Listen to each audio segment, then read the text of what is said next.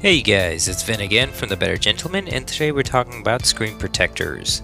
And the reason we're talking about screen protectors is because the Galaxy Note 20 Ultra says it has Gorilla Glass Victus, and it's claiming to be like the strongest, most durable glass ever on a smartphone. And because of how it's marketed, a lot of people might think that, you don't need a screen protector on it. So I've had this since day one, and I'm going to try to show you guys on the camera like the bunch of little micro scratches that I have all over the phone. You can see I got a deeper one down here. We got some over here, and that's just from being in my pocket. And I am not like particularly rough with my phones or anything like that. I always make sure that they're the only thing in my pocket. I try to make sure that there's no extra keys or anything in it. And despite all of that, I did manage to get a few scratches on here, and they do not come off. And unlike the Galaxy phones before it, this one did not have a pre-installed screen protector on it, so that really sucks. So I wanted to share the screen protectors that I've used for my phones with you guys. The first one is from LK, and the second one is from UniqueMe. And the LK one I have here on my Galaxy S20 Ultra. It's one of those self-healing ones. The UniqueMe I'm using on my Galaxy Note 10 Plus, which is what I'm using to record right now. And basically the LK and the UniqueMe are the same thing, and both of those are plastic screen protectors. They're dry install screen protectors, and I really think that those are the best bet if you have a curved display. And the benefits to these are that, well, it'll protect your screen obviously from scratches and stuff like that. And the self-healing that it does is quite useful as well. So I've had it on this phone since day one, and it does have like a few tiny little micro scratches on it, but for the most part, like deeper scratches, like if I was to make one over here, it'll go away in just a little bit. And I'll actually come back to this and I'll show you guys what that looks like after a few minutes. And the other positive is that the fingerprint scanner still works, which is a major downside of having the in-display fingerprint scanners on the Samsungs. You can't really use a tempered glass one like you were able to before, but that's just how it's been since the S10 series. I'm sure you guys have heard about the WhiteStone Dome Glass, and a lot of people use those on their phones that have in-display fingerprint scanners. But the thing with WhiteStone Dome Glass is that it has mixed reviews, and a lot of people mostly complain about, well, the first thing is price, and the second thing is that it seems to break easier than typical glass. And because it's so expensive, it's kind of a pain in the butt to go ahead and get that replaced over and over again. So I definitely don't recommend those. And back to these self-healing screen protectors, these are not completely trouble-free. They do have a couple of drawbacks. First being, well, it's not glass.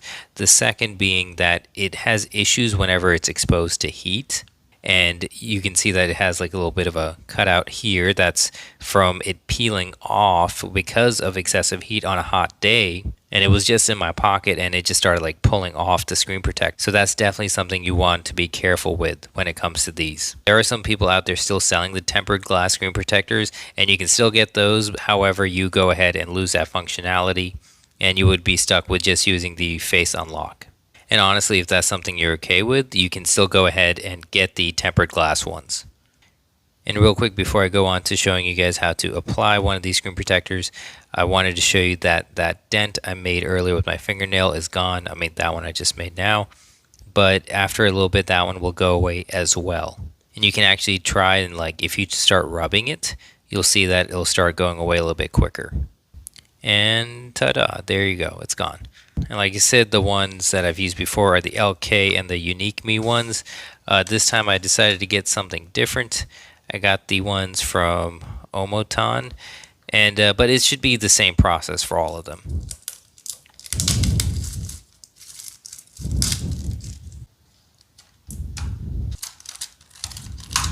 Right, so in the box we got our squeegee and stuff like that. We got these little foam pads, which are very important. Do not lose these.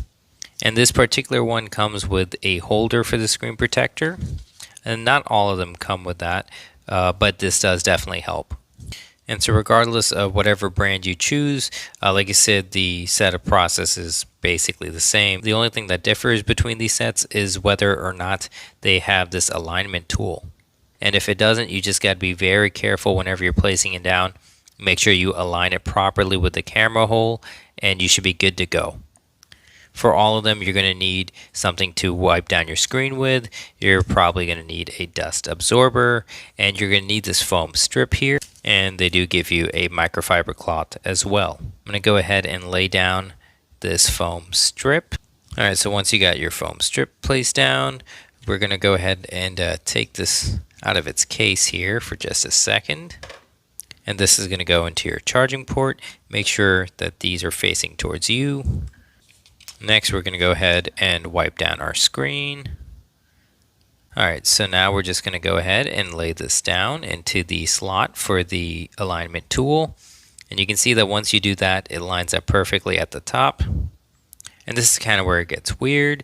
You're just going to go ahead and peel back on this over here halfway.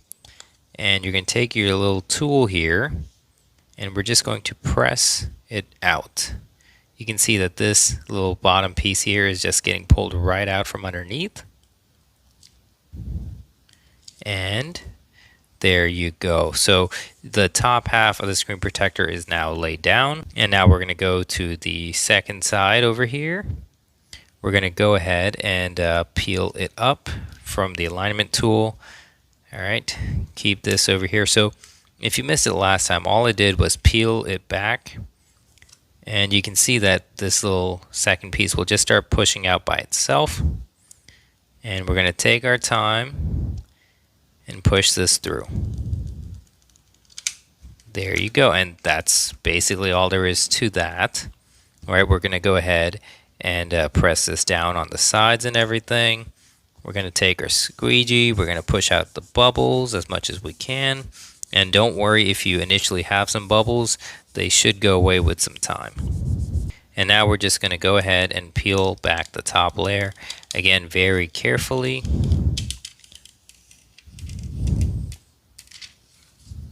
And there you go. Again, just take your time. Push out any bubbles that you might see. Again, with those bubbles, just take your time, and they should smooth themselves out. You can see that mine are mostly gone anyways. And you might notice that, again, it has like these little dents in it and stuff like that. And again, with these screen protectors, you will notice that your finger will dent the screen protector.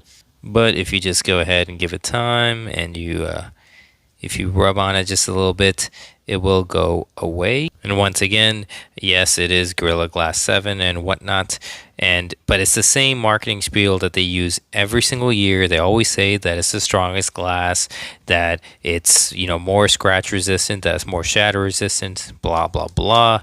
But it does get scratched, and I know this will not feel as premium because you have a plastic screen protector on it. But it is way better than ending up with a bunch of scratches, especially if you're the type of person that trades in your phone or sells it after a little bit. You definitely want to go ahead and have some type of protection on your device. And again, the one I just showed you on the Note 20 Ultra is the one from Omoton, and the one for my S20 Ultra I got from LK, and the one on my Note 10 Plus is from UniqueMe. Different names, same concept. All three of these work really well in my opinion. They're really cheap. Again, not a sponsored video or anything like that. Just those are the ones that I've used and I've had a good experience with. But anyways guys, that's it for me today. If you guys enjoyed this video, please consider giving it a thumbs up and consider subscribing for more content like this. And if you guys got any questions or comments about any of these three screen protectors, leave them down below in the comments. I'll do my best to answer them, and I'll see you guys next time.